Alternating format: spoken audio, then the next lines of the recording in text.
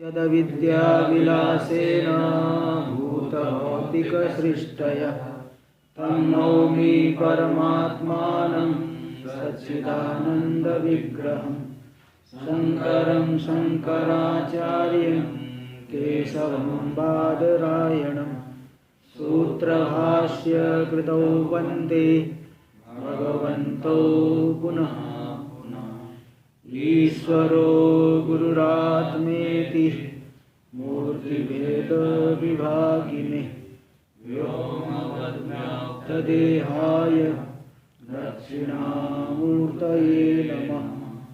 ओम शांति शांति शांति।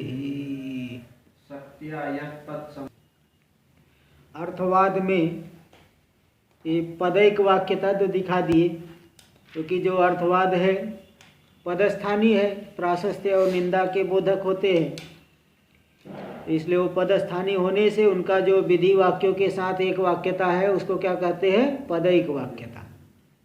क्व तर्हि वाक्यैक वाक्यता, वाक्य की एक वाक्यता कहाँ मानी जाएगी? वाक्य के साथ एक वाक्यता।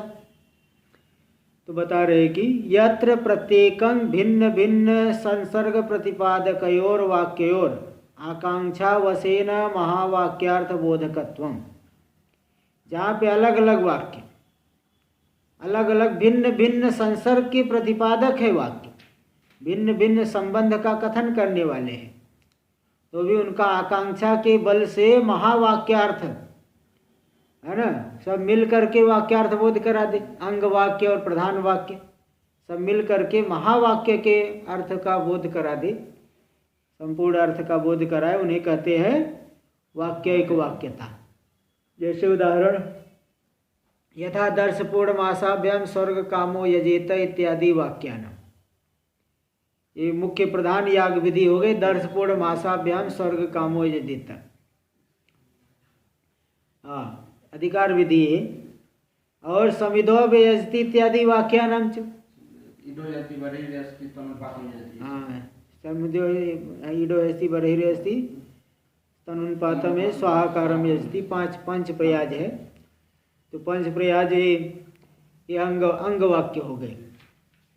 और दर्श पूर्णमासाभ्याम स्वर्ग कामो यजेत मुख्य प्रधान वाक्य हो गया। तो क्योंकि अब इसको दोनों में आकांक्षा है, क्या आकांक्षा है? दर्श पूर्णमासाभ्याम स्वर्ग कामो यजेत, इस वाक्य को प्रधान विधि को क्या आकांक्षा है? कथम भावाकांक्षा, कथम भावाकांक्षा का प्रधान विधि को है। और अंग वाक्यों को कौन सी आकांक्षा है? किम भावा, केन नहीं, किम भावाकांक्षा, साध्याकांक्षा। प्रधान विधि को तो कथम भावाकांक्षा जो है सहकारी कारण क्या है, और इसको जो है सहकारी कारणों को जो मतलब उनको क्या आकांक्षा है? साध्याकांक्षा, मेरा क्या फल है। समिधो अस्ति इत्यादि वाक्यों में फल नहीं सुना गया है, तो आकांक्षा होगी किन वाक्यों का क्या फल है। और जो दर्श पूर्णमासाभ्याम स्वर्ग कामो यजेत, वहाँ फल तो सुना गया है, लेकिन किस प्रकार से, कैसे दर्श पूर्णमास के द्वारा स्वर्ग चाहने वाला फल की उत्पत्ति करे, तो वहाँ पे सहकारी कारण। जैसे कुठारेण द्वैधि भारवम कुर्यात, कुठार के द्वारा कैसे दो टुकड़ा की जाए लकड़ी को, कथम भावाकांक्षा होगी। तो कैसे करोगे? उद्यमन निपातनाभ्याम। ऐसे यहाँ पे कि प्रयाज आदि भी रूपकारम संपाद्य दर्श पूर्णमासाभ्याम स्वर्ग कामो यजेत, क्योंकि अंग जो है, अंग विधिया है, अंग के साथ नहीं करोगे तो विकलांग याग हो जाएगा। जैसे किसी आदमी को कोई हाथ न हो तो कहेंगे विकलांग है, पैर न हो तो भी कहेंगे विकलांग है। इसी प्रकार याग जो विधि है तो संपूर्ण अंग के साथ करोगे तभी जो है पूरा फल देगी, नहीं तो क्या विकलांग, अंग से विकल है, विकलांग अंग से विकल है याग विधि, वो पूरा फल नहीं देगी, न्यूनता रहेगी ना। इसलिए वो तो दर्श पूर्णमास जो विधि है उसको किसकी आकांक्षा है? सहकारी कारणों की आकांक्षा है कि किन सहकारी साधनों से युक्त होकर के दर्श पूर्णमास याग स्वर्ग रूपी फल को देगा। और सहकारी सहकारण जो है समिधोय अस्ति इत्यादि अंग वाक्य, इनको साध्य की आकांक्षा है कि आखिर हमारा जो है इस याग को करने का फल क्या है। तो एक न्याय है फलवत सन्निधौ अफलम तदंगम, फल वाले के सन्निधि में जो निष्फल है वह क्या होता है, उसका अंग बन जाता है। फलवत सन्निधौ अफलम तदंगम, फल वाले की सन्निधि में अफल जो है उसका अंग बन जाता है। जैसे कोई बहुत बड़ा सेठ रहता है और आसपास में थोड़े गरीब लोग रहते हो, तो गरीब लोग जा करके सेठ के पास नौकरी करेंगे। हाँ, फल वाले के पास में ज़्यादा पैसा, उसके पास फल वाले के सन्निधि में फल जो बिना पैसे वाले उसके अंग बन जाएंगे। फलवत सन्निधौ अफलम तदंगम, फल वाले की सन्निधि में अफल जो है फल रहित क्या बन जाएगा, उसके अंग बन जाते हैं। तो समिधोय अस्ति इत्यादि जो है अंग बन गए किसके, दर्श पूर्णमास के। तो यदि इसलिए इत्यादि वाक्य समिधोय अस्ति इत्यादि वाक्यानाम यथा दर्श पूर्णमासाभ्याम स्वर्ग कामो येत इत्यादि वाक्यानाम और समिधोय अस्ति इत्यादि वाक्यानाम च परस्परापेक्षित अंगांगी भाव बोधक वाक्यतया, परस्पर अपेक्षित अंगांगी भाव। समिधोय अस्ति इत्यादि वाक्यों को किसकी आकांक्षा है, अंगी की, कि मेरा अंगी कौन है, किस हमारा कहाँ चरितार्थता होगी, किसके साथ हम एक वाक्यता करके फल वाले हो जाएंगे। और 10 पूर्णमास को अंगों की आकांक्षा है, तो इसलिए इनके द्वारा इन वाक्यों में परस्पर अपेक्षित अंगांगी भाव की अपेक्षा है जिनको, उस अंगांगी भाव के बोधक वाक्यतया, बोधक वाक्य होने से ये वाक्य इनमें क्या हो जाएगा, एक वाक्यता, इन वाक्यों में एक वाक्यता हो, इसलिए इसको क्या कहेंगे, वाक्यिक वाक्यता।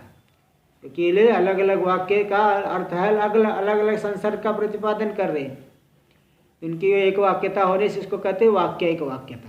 तदुक्तं भट्टपादैहि, इसी बात को भट्टपाद कुमारिल भट्ट ने कहा है। श्लोक याद कर लेना, इसलिए पहले उच्चारण भी करो। स्वार्थबोधे समाप्तानां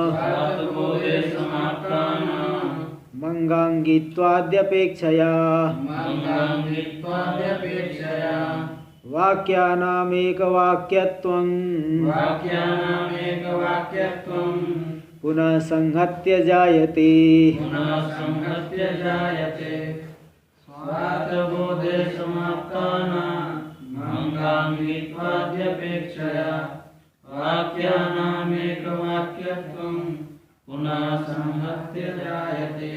स्वार्थ बोधे, पहले जो है ये सब वाक्य अपने स्वार्थ का बोध करा करके समाप्त हुए हैं। स्वार्थ का बोध करा करके जो पर्यवसान को प्राप्त हुए हैं ये वाक्य, इनमें बाद में क्या होगी, अंगी आदि के अपने, जैसे कोई आदमी बहुत बड़ा घर बना के रखा है, कमरे तो बहुत है, उनकी सफाई भी करनी पड़ेगी, कैसे ही जो है कमरे बना के रखे हैं तो करनी पड़ेगी, तो इसके लिए नौकर चाहिए। तो क्या ढूंढेंगे सेठ जी कि कोई नौकर मिल जाए सस्ते में भले सस्ते में ढूंढे, तो एक सस्ते में नौकर मिल जाता तो ज़्यादा अच्छा है। और जो उधर आदमी भी घर बैठे कुछ है नहीं, कहीं कुछ तो मिल जाए कहीं जो है कुछ, जब कोई न कुछ नहीं मिल रहा है तो बोले भाई 100 रुपये की नौकरी मिल जाए तो भी चलेगा। तो बाद में भले फिर जो है बढ़ाते रहेगा, बाद में भले 5,000 10,000 हो जाए तो भी और भी चाहिए, लेकिन पहले जब कुछ ही नहीं मिल रहा है तो क्या कहेगा व्यक्ति कि खाने को मिल जाए तो भी बहुत है। तो इस तरह से वो जो है एक अंगी को ढूंढ रहे हैं, दूसरे अंग को ढूंढ रहे हैं, तो दोनों में अंगांगी भाव की अपेक्षा से एक को अंगी की तलाश है और एक को अंग की तलाश है। तो स्वार्थ बोधे समाप्ता नाम अंगांगित्वाद्य अपेक्षा, स्वार्थ का बोध करा करके जो परिवसित हो गए वाक्य, उनमें फिर बाद में क्या आकांक्षा हुई, क्या आकांक्षा हुई, अंगांगी भाव।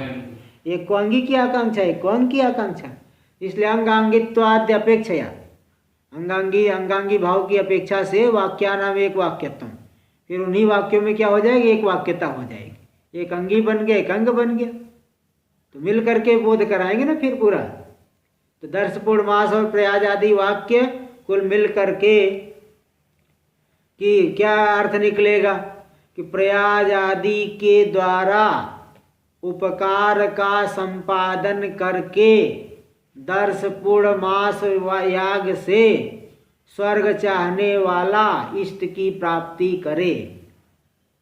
ये मीमांसा में से हिंदी बोला हुआ है, भले संस्कृत में पंक्ति बता देंगे। प्रयाज आदि भी उपकारम संपाद्य दर्श पूर्णमासाभ्याम स्वर्ग कामो इष्टम भावयेत। ये जो है अर्थ निकलता है पूरा। प्रयाज आदि अंगों के द्वारा उपकार का संपादन करके स्वर्ग चाहने वाला पुरुष 10 पूर्णमास याग के द्वारा इष्ट फल की प्राप्ति करे। हो गया वाक्य एक वाक्यता, पूरा एक वाक्यता हो गई। देखो पुनः वाक्यानाम एक वाक्यत्वम पुनः संहत्य, संहत्य यानी मिलित्वा, मिला करके वाक्यों की एक वाक्यता हो जाती है। इसको कहते वाक्य एक वाक्यता। एवं द्विविधोपि पदार्थों निरूपिता है। इस तरह से 2 प्रकार के पदार्थ है। क्या है 2 प्रकार के पदार्थ, बोलो आप। हाँ, नहीं तो योगी रामायण खत्म हो रही है। और अभी आया था, मैं भूल गया। अभी आया था। कुछ पहले अभी आया था, 2 दिन हाँ। पहले। क्या है? हाँ, बोलो। 2 प्रकार के पदार्थ क्या है? भाव पदार्थ। हाँ, बाप रे, ये तो बड़े बड़े लोग भ्रांति में चल रहे हैं। आप बोलो। वाक्य एक वाक्यता पदार्थ पूछ रहे हैं, क्या बता रहे हो? शक्यार्थ लक्ष्यार्थ अभी कल ही आया था। पदार्थ 2 प्रकार के, शक्यार्थ और लक्ष्यार्थ। ये तो जो है चिराग तले अंधेरा दिख रहा है। हाँ? ये बड़े बड़े विद्वान बैठे हैं और जो है समझ में नहीं आ रहा है। तो 2 प्रकार के पदार्थ क्या क्या है? शक्यार्थ और लक्ष्यार्थ। शक्यार्थ क्या है? शक्य संबंध। हाँ, शक्य संबंध हो। शक्ति वृत्ति से जो अर्थ निकले उसको शक्यार्थ कहते हैं। और लक्ष्यार्थ क्या है? लक्षणावृत्ति से जो अर्थ मालूम पड़े उसको लक्ष्यार्थ कहते हैं। लक्ष्य बोल देना, लक्ष्य पे ध्यान केंद्रित करो। तो लक्ष्य क्या कहना चाहते हैं, कहना क्या चाहते हैं, उधर ध्यान दो ना। लक्ष्यार्थ। तो 2 प्रकार के पदार्थ हो गए, शक्यार्थ और लक्ष्यार्थ। तद उपस्थिति से आसक्ति। तो देखो वाक्यार्थ बोध में 4 कारण थे। कौन कौन? आकांक्षा, योग्यता, आसक्ति और तात्पर्य ज्ञान।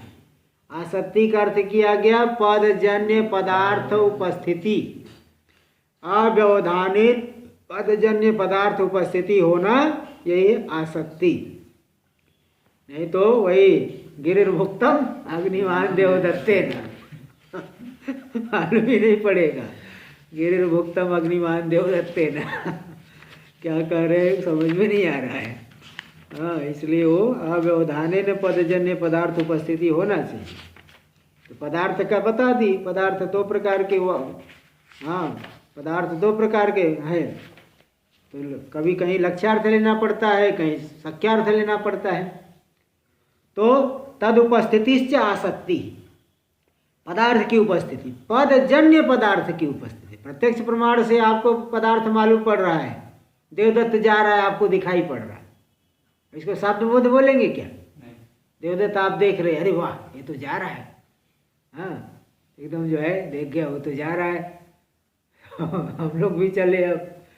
तो जो है ये जो आपने आँख खोल के देखा, तो उसको शब्द बोध नहीं बोला जाए, वाक्यार्थ नहीं, वाक्य बोध नहीं कहा जाए। तो प्रत्यक्ष देखे, शब्द से अगर पदार्थ की उपस्थिति हो, चाहे लक्षणावृत्ति से हो चाहे शक्ति वृत्ति से, तो इसको कहेंगे आसक्ति। तो व्यवधाने ने जो पदजन्य पदार्थ उपस्थिति हो गई, यही है आसक्ति। साच शब्द बोधे हेतु, वह जो आसक्ति है शब्द बोध में हेतु है। आसक्ति समझ, आसक्ति आसक्ति नहीं समझे कोई, है ना। आसक्ति नहीं तो आसक्ति आसक्ति गलत भी समझ लेते हैं। ये क्या नया शब्द है ना, थोड़ा सा आसक्ति करके, आसक्ति है ना नया थोड़ा। नहीं तो कोई संस्कार क्या आसक्ति का पड़ा हुआ है। आसक्ति की जगह आसक्ति न बोल दे, थोड़ा सा एक अक्षर ध्यान देना। आसक्ति, आसक्ति शब्द बोध में हेतु है। कैसे हेतु है? कैसे मालूम पड़ता है? तो अन्वय व्यतिरिक्त से मालूम पड़ता है। कार्य कारण भाव का निश्चय अन्वय व्यतिरिक्त से होता है। मृद होने पर घट बनता है, मृद नहीं होने पर घट नहीं बनता। तो इसलिए घट का कारण कौन है? मृत्तिका। तंडुल, चावल, दाल इत्यादि हो तो भोजन बनेगा, वो नहीं हो तो भोजन नहीं बनता है। इसलिए भोजन के प्रति वो कारण हो गया जो कच्चा सामग्री जो है। तो तथैव अन्वय व्यतिरेक दर्शनात्, क्योंकि अन्वय व्यतिरेक इसी प्रकार का देखा गया कि आसक्ति सत्वे पदजन्य पदार्थ उपस्थिति है तो शाब्द बोध होता है। छोटा बच्चा खेल रहा है, उसको शक्ति वृत्ति नहीं पता है, लक्षण वृत्ति भी मालूम नहीं, बड़े लंबे लंबे वाक्य आप बोल रहे, उसको शाब्द बोध होगा? नहीं हो पाएगा, क्योंकि उसको पदजन्य पदार्थ उपस्थिति नहीं है। तो पदजन्य पदार्थ उपस्थिति होगी तो वाक्यार्थ बोध होता है। पदजन्य पदार्थ उपस्थिति नहीं है तो वाक्यार्थ बोध नहीं होगा। इसलिए वाक्यार्थ बोध के प्रति कारण हो गया पदजन्य पदार्थ उपस्थिति, यही आसक्ति। एवं महावाक्य इसी प्रकार, तो जैसे देखिए, एवं महावाक्यार्थ बोधे अवांतर वाक्यार्थ बोधे हेतु, इसी प्रकार महावाक्यार्थ बोध में अवांतर वाक्यार्थ बोध। वेदांत में दो प्रकार के महावाक्य अवांतर वाक्य, तत् और तम, इनकी तत् और तत्पदार्थ तम पदार्थ, इनकी एकता का बोध कराने वाला वाक्य को क्या कहेंगे? महावाक्य। और अवांतर वाक्य क्या? तत्पदार्थ और तम पदार्थ के स्वरूप को बताने वाले वाक्य, इनको कहते हैं अवांतर वाक्य। ईश्वर का स्वरूप जो बताने वाले वाक्य है, जगह जगह यतो वा इमानि भूतानि जायन्ते येन जातानि जीवन्ति यत् प्रयन्ति अविषम विसन्ति इति तद् विजिज्ञासस्व तद् ब्रह्म, ये सब जो है ईश्वर स्वरूप बोधक वाक्य है। इनको वो है, इनको तत्पदार्थ बोधक वाक्य अवांतर वाक्य। जीव के जो बोधक वाक्य है, जीव का स्वरूप इंद्रियभ्य परा अर्थार्थेभ्यस्य परम मन मनसस्तु परा बुद्धि बुद्धिरात्मा महान पर महता परम व्यक्तम अव्यक्तात् पुरुषः पर पुरुषात् न परम किंचित सा काष्ठा सा परा गति। ये सब जो वाक्य हो गए अवांतर वाक्य कहे जाते हैं। जीव और ईश्वर के स्वरूप का बोध कराने वाले वाक्यों को कहते हैं अवांतर वाक्य, और दोनों की एकता का बोध कराने वाले वाक्यों को कहते हैं महावाक्य। तो महावाक्यार्थ बोध में अवांतर वाक्यार्थ बोध हेतु है कि नहीं? हेतु है। जब तक अवांतर वाक्यार्थ बोध नहीं होगा तब तक महावाक्यार्थ बोध नहीं होगा। भाई ईश्वर को और जीव को जानेगा ही नहीं तो उनकी एकता कैसे जानेगा बताओ? एकता जानने के लिए पहले जीव और ईश्वर का स्वरूप मालूम पड़ना चाहिए।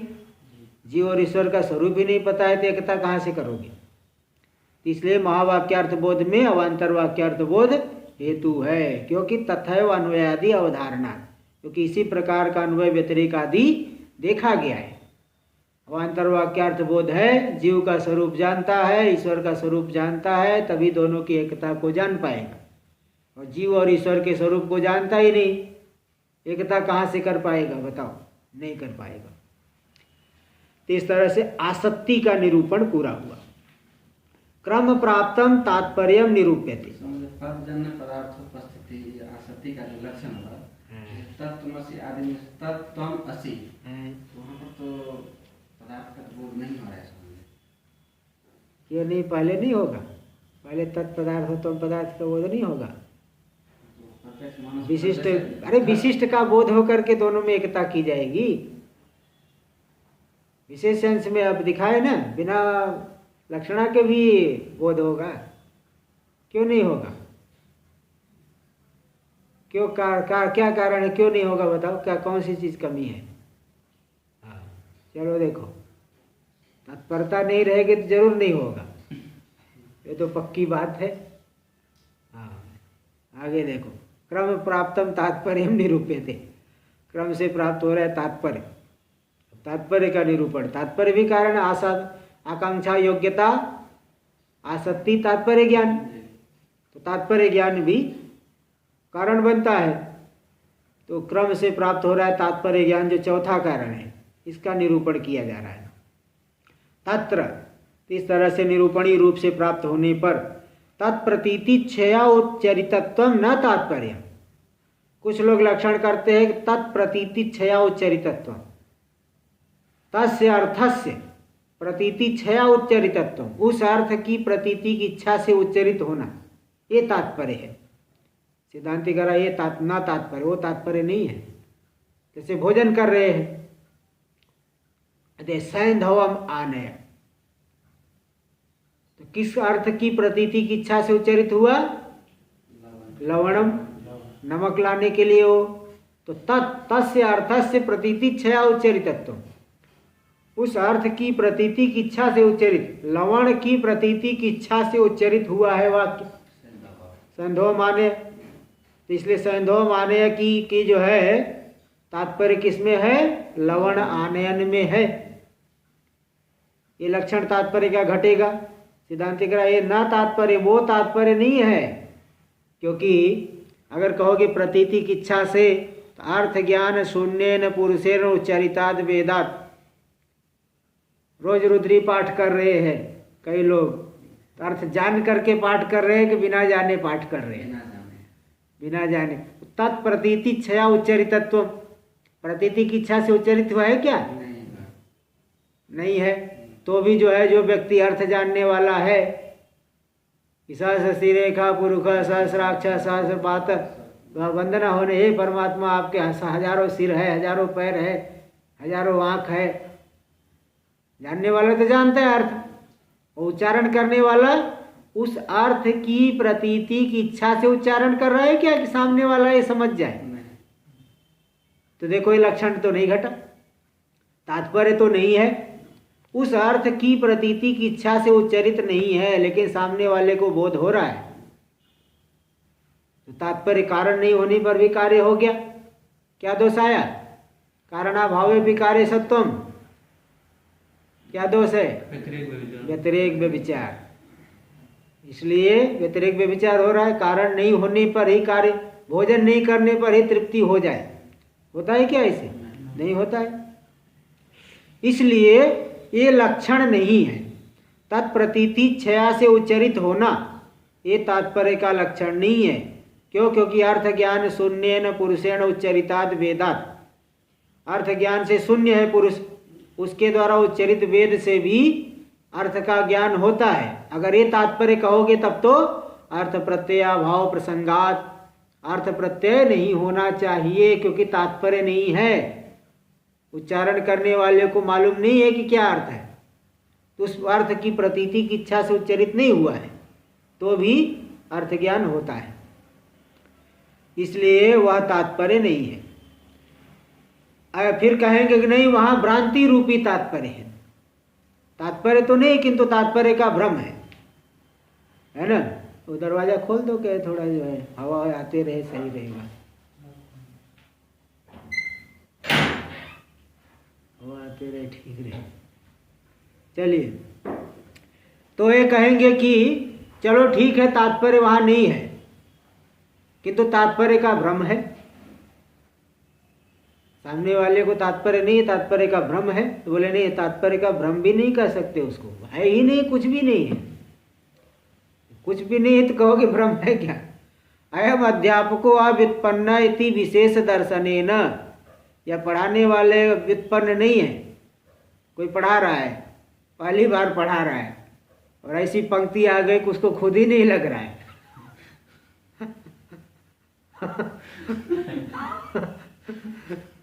और सामने वाला कोई आदमी है समझदार बैठा, वो समझ रहा है कि क्या कहना चाहते हैं। हाँ, तब यहाँ तात्पर्य भ्रम है क्या? तात्पर्य भ्रम भी नहीं है। भाई कहीं कहीं कोई शब्द नहीं आता तो भाई चलो गए, कल बताएंगे, और कहाँ पूरा मामला ही गोलमाल है। पूरा जो है, तो यहाँ अयम अध्यापको अव्युत्पन्न, यह अध्यापक अव्युत्पन्न, शक्तिग्रह से रहित है, बोध से रहित है, इति विशेष दर्शन है, विशेष रूप से दर्शन, विशेष दर्शन होने से तत्र तात्पर्य भ्रमस्यापि अभाव, वहाँ तात्पर्य भ्रम भी नहीं है कि तात्पर्य भ्रम को लेकर के आप शाब्दबोध मान लो। इसलिए भ्रमात्मक तात्पर्य ज्ञान भी नहीं कह सकते।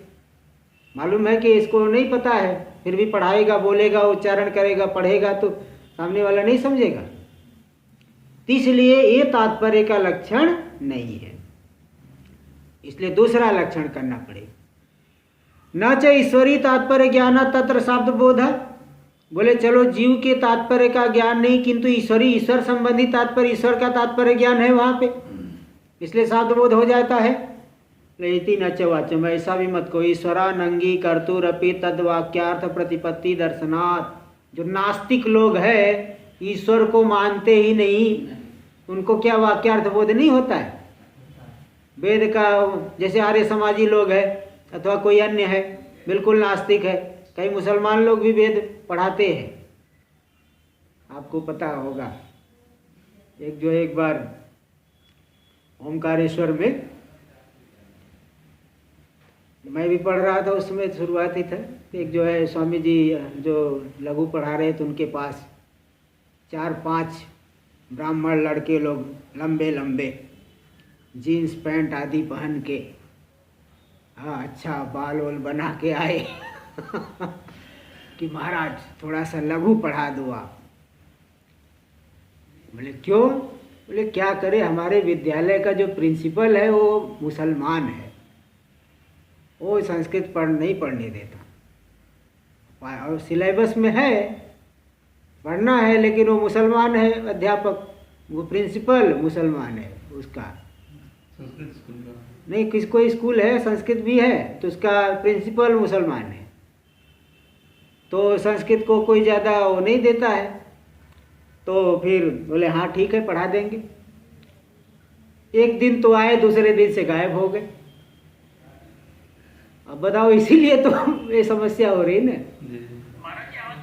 अच्छा हाँ हाँ जी बोलिए।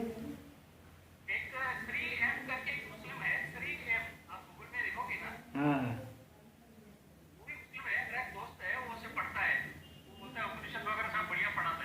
हाँ हाँ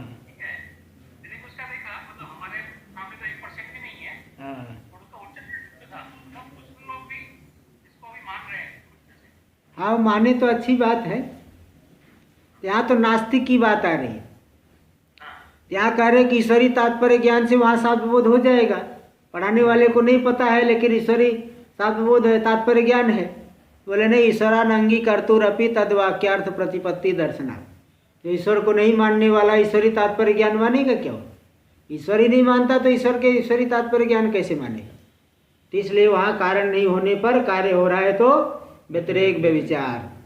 इसीलिए तात्पर्य का ये लक्षण ठीक नहीं कि तत्प्रतीति इच्छा उच्चरितत्व, उस अर्थ की प्रतीति की इच्छा से उच्चरित होना, ये तात्पर्य का लक्षण नहीं। हाँ फिर क्या लक्षण है? तो आप बताते उच्चते, मैं बताता हूँ। सिद्धांति अब कह रहे हैं हम बताते हैं, तुम्हारे बस की बात नहीं है, निर्णय कर लो। तत्प्रतीति जनन योग्यत्वम तात्पर्य तस्य तस्य विवक्षितार्थस्य, यहाँ तत्प्रतीति में षष्ठी तत्पुरुष समास, तस्य प्रतीति, तस्य कस्य विवक्षितार्थस्य, उस विवक्षित अर्थ की प्रतीति के जनन की योग्यता होना ये तात्पर्य। तो जो पढ़ने वाला है वो चाहे अर्थ को जान करके पढ़े, चाहे अर्थ को नहीं जान के पढ़े, किंतु शब्द में प्रतीति जनन योग्यता है कि नहीं? शब्द में उस विवक्षित अर्थ की प्रतीति जनन योग्यता है। इसलिए तत्प्रतीति जनन योग्यत्वम यही तात्पर्य का लक्षण है, ये तात्पर्य का सही लक्षण है। लेकिन वो ज्ञान तो नहीं होता है। कहाँ पे? उच्चारण रुद्रिक आदि का उच्चारण जब करते हैं। हाँ, किसको ज्ञान नहीं होता? उच्चारण करने वाले। उच्चारण करने वाला जानना ही नहीं चाहता ना। जो सामने वाले को ज्ञान होगा, जिसको शब्द, जिसको पद पदार्थ का ज्ञान होगा, उच्चारण करने वाले को तो और भी कारण नहीं है। पदार्थ ज्ञान ही नहीं तो कहाँ से शब्दबोध होगा? केवल पढ़ने वाले को तो पदार्थ ज्ञान ही नहीं ना, तो कोई कारण ही नहीं, तो फिर कार्य कहाँ से होगा? दाल भी नहीं, चावल भी नहीं, क्या भंडारा बना लोगे बहुत? हाँ, अरे कुछ तो कारण हो, मनोराज्य वाला थोड़ी है। हाँ चलो, कारण तो कुछ होना चाहिए ना। हाँ देखो, गेहे घट इति वाक्यम, भाई 4 कारण माने हैं, तो एक भी कारण नहीं रहेगा तो शाब्दबोध होगा, वाक्य बोध, वाक्यार्थबोध होगा क्या? चारों कारण होना चाहिए। गेहे घट इति वाक्यम, जैसे कह दे गेहे घटा, तो जिस व्यक्ति को गेह शब्द का अर्थ मालूम है, घट पद शब्द का अर्थ मालूम है, तो गेह घट संसर्ग, इस वाक्य में गेह घट संसर्ग प्रतीति जनन योग्यता है कि नहीं? योग्यता है। तो जिसको पदार्थ का ज्ञान है उसको शब्दबोध होगा। गेहे घट इति वाक्यम गेह घट संसर्ग प्रतीति जनन योग्यम न तो पट संसर्ग प्रतीति जनन योग्यम। गेह घट संसर्ग प्रतीति जनन योग्य है। गेह और घट के संसर्ग की प्रतीति जनन के योग्य है गेहे घट यह वाक्य, या गेह और पट के संसर्ग प्रतीति जनन योग्य नहीं है। इति तद वाक्यम घट संसर्ग परम न तो पट संसर्ग परम इति उच्यते। इसलिए वह जो वाक्य है घट के संसर्ग में तात्पर्य वाला है, पट के संसर्ग में तात्पर्य वाला नहीं है। इसलिए घट संसर्ग प्रतीति जनन योग्यता होने से उसमें तात्पर्य है कि नहीं है? तात्पर्य है, इसलिए शब्दबोध होगा सामने वाले को, जिसको पदार्थ का ज्ञान होगा तब। अब ये नहीं कहना कि सबको क्यों नहीं हो रहा है, पदार्थ ज्ञान ही नहीं होगा तो कहाँ से जो है शब्दबोध होगा? पदार्थ ज्ञान तो होना चाहिए। ननु सैंधव आने इत्यादि वाक्यम यदा लवणानयन प्रतीति छया प्रयुक्त। अब देखो, अब फिर यहाँ पे भी इसको भी थोड़ा परिमार्जन करना पड़ेगा। सैंधव आने, नमक को लाओ इत्यादि वाक्य जहाँ लवण आनयन प्रतीति छया प्रयुक्त है, तो उस काल में भी सैंधव के तो अश्व भी अर्थ होता है। अश्व अर्थ प्रतीति जनन योग्यता रहेगी कि नहीं रहेगी? तो रहेगी, योग्यता तो है ही। इसलिए लवण यदा लवणानयन प्रतीति छया प्रयुक्तम, सैंधव माने इत्यादि वाक्य लवण आनयन प्रतीति की इच्छा से जब प्रयुक्त है तदा अश्व संसर्ग प्रतीति जनने स्वरूप योग्यता सत्वात्। तब अश्व संसर्ग प्रतीति जनन में स्वरूप योग्यता है कि नहीं है? योग्यता तो है, क्योंकि जब एक शब्द के कई अर्थ हैं, हर एक अर्थ की प्रतीति की जनन योग्यता है, तभी तो अलग अलग जगह पे अलग अलग अर्थ ज्ञान होता है। तो जिस काल में लवण आनयन की प्रतीति की इच्छा से उच्चरित है सैंधव माने, अश्व के संसर्ग प्रतीति जनन की भी स्वरूप योग्यता है। इसलिए लवण परत्व ज्ञान दशायाम अपि, तो लवण में तात्पर्य लवण परत्व ज्ञान, लवण में तात्पर्य का ज्ञान काल में भी अश्वादि संसर्ग ज्ञान आपत्ति, तात्पर्य तो है अश्व के संसर्ग का भी, क्योंकि अश्वरूपी अर्थ की प्रतीति जनन योग्यता भी तो है कि नहीं है। इसलिए लवण आदि के तात्पर्य से जब उच्चरित है तब भी अश्वानयन रूपी अर्थ का भान होना चाहिए, वाक्यार्थ बोध होना चाहिए, ये आपत्ति रहेगी। ठीक है, ज्ञानापत्ति इति चेत, इस लक्षण के अनुसार अगर तात्पर्य ऐसा लोगे तो लवण आनयन की प्रतीति की इच्छा से उच्चरित होने पर भी अश्वानयन की प्रतीति होनी चाहिए, क्योंकि योग्यता है उस अर्थ की प्रतीति, विवक्षित अर्थ की प्रतीति जनन योग्यता है। मतलब अश्वरूपी अर्थ की प्रतीति जनन योग्यता भी इस वाक्य में है। अश्वानयन तो वहाँ उसका भी बोध होना चाहिए। इति चेत, यहाँ सिद्धांति करा ना, ऐसा मत कहो, एक विशेषण और देना पड़ेगा। तो दिए पहले दिए तत्प्रतीति जनन योग्यत्व, इसके पहले एक विशेषण लगा तद इतर प्रतीति क्षयान अनुचरितत्व स्यापि, उससे इतर की प्रतीति क्षया से अनुच्चरित होते हुए तत्प्रतीति जनन योग्यत्वम तात्पर्य। तो तद इतर प्रतीति क्षया अनुचरितत्व स्यापि तात्पर्य प्रति विशेषणत्वात्, उससे इतर की प्रतीति की इच्छा से उच्चरित नहीं होते हुए तत्प्रतीति जनन योग्य होना, ये तात्पर्य है। अब देखिए, जिस काल में लवण आनयन की इच्छा से उच्चरित है, अश्व की प्रतीति की इच्छा से उच्चरित है क्या? तो अश्व की प्रतीति की इच्छा से उच्चरित नहीं होते हुए लवण की प्रतीति जनन की योग्यता वाला, तो लवण में तात्पर्य उसको कहा जाएगा। इसलिए अब देखो, लवण आनयन जहाँ शब्द बोध हो रहा है वहाँ अश्व आनयन रूपी वाक्यार्थ बोध नहीं होगा। ठीक है, अब वहाँ पे तात्पर्य, क्योंकि वो तात्पर्य उसमें तात्पर्य है ही नहीं, क्योंकि देखो उसका तात्पर्य लवण अश्व में नहीं घटा पाओगे। तर्क से किसको लें? तर्क जिसमें तात्पर्य पहले जहाँ से बोल रहा लवण को बोल रहा हूँ बार बार ना, जी, तत् से तो किसको लेंगे? अब क्या क्या बात कर रहे हो? जी, तर्क से लवण। लवण की आनयन की इच्छा प्रतीति जनन योग्यता होते हुए, प्रतीति जनन योग्यता है, उसके पहले विशेषण लगा दी। उससे भिन्न, लवण से भिन्न कौन हो गया? अश्व। अश्व की प्रतीति की इच्छा से उच्चरित नहीं होते हुए लवण की प्रतीति जनन योग्यता हो, तो इस काल में है। और जिस काल में, अब देखो अश्व में नहीं घटा पाओगे, क्योंकि अश्व में घटाओगे तो अश्व से इतर लवण, लवण की प्रतीति की इच्छा से उच्चरित नहीं होता हुआ, वो तो लवण की प्रतीति की इच्छा से उच्चरित है। अश्व प्रतीति जनन योग्यता है, लवण प्रतीति जनन योग्यता भी है, किंतु जिस काल में लवण की प्रतीति की इच्छा से उच्चरित है, अश्व की प्रतीति की इच्छा से उच्चरित नहीं है, इसलिए लवण में तात्पर्य तो घट जाएगा, अश्व में तात्पर्य नहीं घट पाएगा। इसलिए यहाँ पे अश्वरूपी, अश्व का साधुबोध सामने वाले को नहीं हो। तो वैसे देखो घटा दें तद इतर, तो कुल मिलाकर के तात्पर्यम किम? तद इतर प्रतीति क्षया अनुचरितत्वे सति तद प्रतीति जनन योग्यत्वम तात्पर्यम।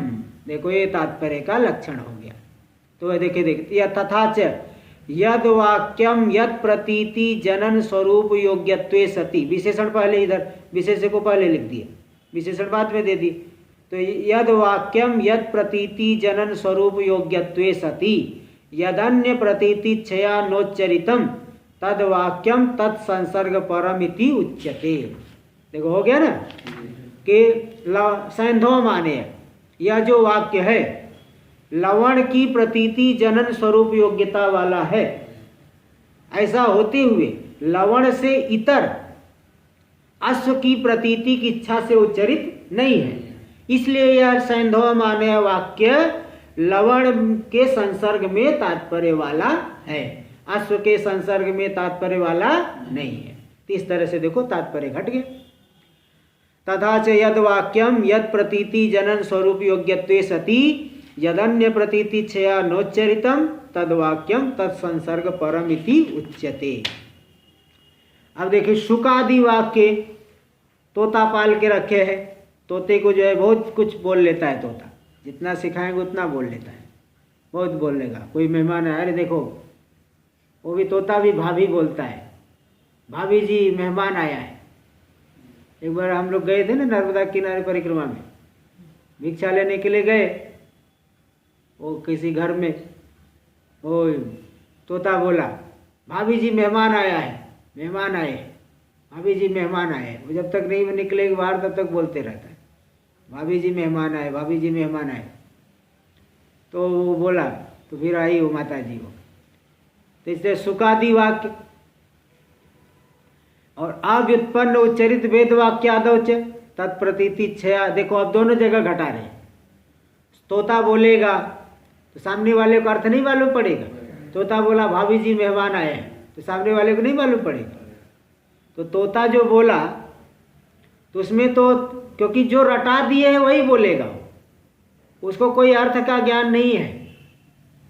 हाँ वो रटा दिए है कि भाई ये कोई आए तो मतलब उस समय ऐसे बोलना है, और कभी कुछ मिट्टू सीताराम सीताराम कुछ जो बोलवा दिए हैं। उसको क्या पता कि रमन तो योगिनो अस्मिनिति राम, वो उसको ये पता है कि जिसमें योगी लोग रमण करते वही राम है वो सब अर्थ उसको नहीं पता है। तो सुकादि वाक्य में तत्प्रतीति इच्छा है क्या?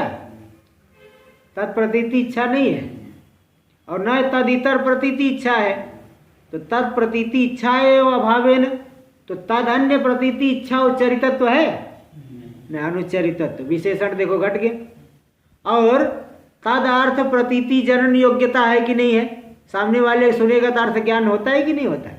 तो तद अर्थ विवक्षित अर्थ की प्रतीति जनन योग्यता है कि नहीं है? तो विवक्षित अर्थ की प्रतीति जनन योग्यता भी है, और तद इतर प्रतीति इच्छा से उच्चरित है क्या? उसके अंदर इच्छा ही नहीं क्योंकि इसकी इच्छा से तद इच्छा भी नहीं है, तो तद इतर प्रतीति इच्छा से उच्चरित कहाँ होगा? इसलिए तद इतर प्रतीति इच्छा से अनुच्चरित होते हुए तत्प्रतीति जनन स्वरूप योग्यता है सुकादि वाक्य में। तो इसलिए वहां पे लक्षण घट गया। मालूम पड़ा? क्या मालूम पड़ा? कैसे लक्षण घटा? सुख सुख वाक्य में कैसे घटा? तोते के वाक्य में जी कैसे घटा होगी? यद प्रकृति जनन स्वरूप यद से लेंगे सुख वाक्य, हाँ, उसमें प्रतीति जनन स्वरूप योग्यत्व नहीं है। तत् से लेना वो विवक्षित अर्थ।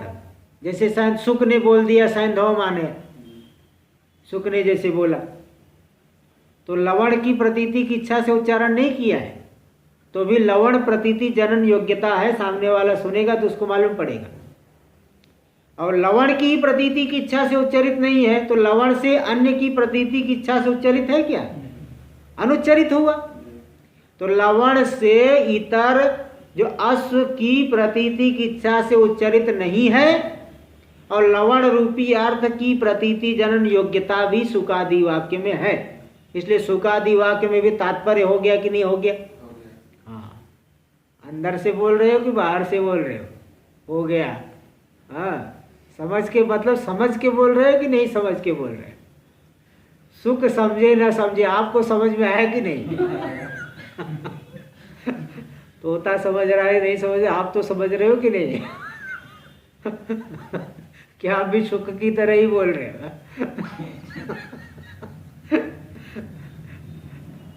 तो जो जरा थोड़ा ध्यान दे देना, जिससे कि आपका चेहरा भी थोड़ा खिल जाए। नहीं, सामने वाले को मुख देख के भी मालूम पड़ता है नहीं समझ रहा है कि नहीं समझ रहा है। चलो देखो, तो ये ऐसा है। अभी कल बताएंगे, कल भी पाठ हो जाएगा, कल बताएंगे।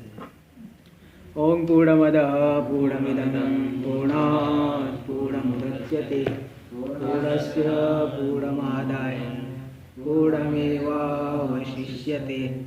ओम शांति शांति शांति। शंकरं शंकराचार्य केशवं बादरायणं सूत्रभाष्य कृतौ वंदे भगवन्तौ पुनः पुनः। ईश्वरो गुरुरात्मेति मूर्तिभेद व्योमवद् व्याप्तदेहाय दक्षिणामूर्तये नमः। ओम